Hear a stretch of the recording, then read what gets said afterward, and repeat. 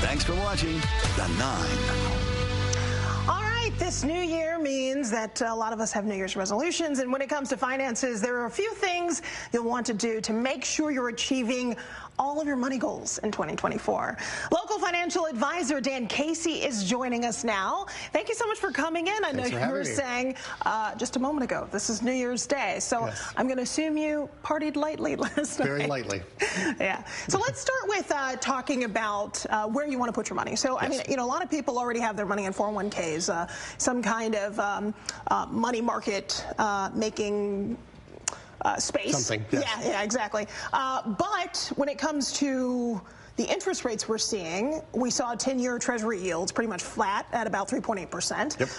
But, you know, with interest rates likely rising as a result of what the Fed may do, it might be a good time for you to put your money into bonds. I mean, Treasury bonds are supposed to be the safe place, but right now you might actually do better than you normally would. Yes. I'm not a big fan of bonds only because we're $33 trillion in debt as a country.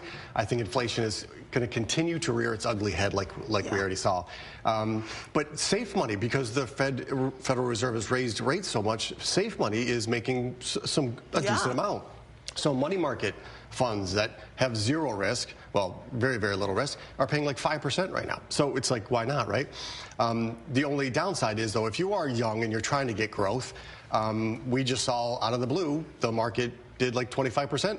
Last year, right? And the NASDAQ or technology stocks did 45%. So you did miss out if you decided to get ultra safe. But ultra safe is paying pretty good right now. No, it absolutely is. And at least if you're not putting your investments necessarily into Treasury bonds, you could instead maybe roll your savings there. Yeah, is that an option? Maybe take some of the investment money that you have set aside and do something a little more aggressive, but at least put your savings in a place where you can get 5% as opposed to 1 or 2%, which we know is not going to beat inflation. So your money is sitting in the bank depreciating. Yeah, exactly. So, and it's really all about your age too and how close you need to start accessing that money in retirement.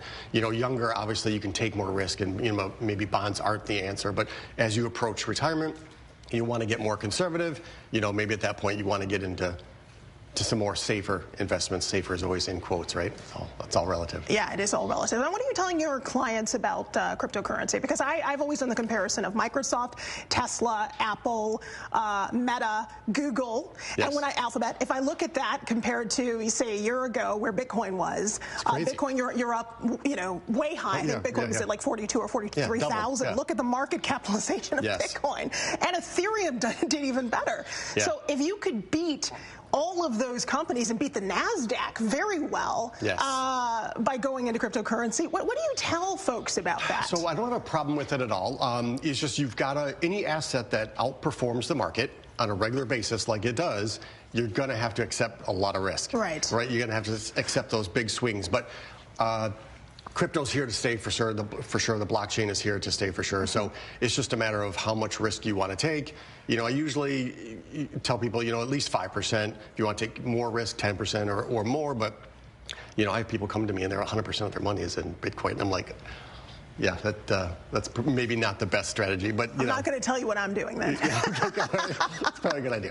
Yeah, and then, you know, there is the fact that Gary Gensler, for example, has talked about the Howey test and that Bitcoin probably is not a security. So there is some safety there as the United States tries to figure this out. What about just saving? I mean, we talked about the fact that you don't want your money to stay stagnant because the reality is your dollar is going down because of inflation. That we can always accept. Yes. So do you ever advise people just to save, or do you always want your money to be working for you? So you always need to save, and usually what I tell people is at least try to get 10% of your income into some sort of a savings vehicle. If you can't get to 10%, well, see if you can cut costs, but and do it as soon as possible. Your best friend when investing is time. That's the reason why Einstein called compounding the 8th wonder of the world. So just get it in, let it start growing, let it start compounding.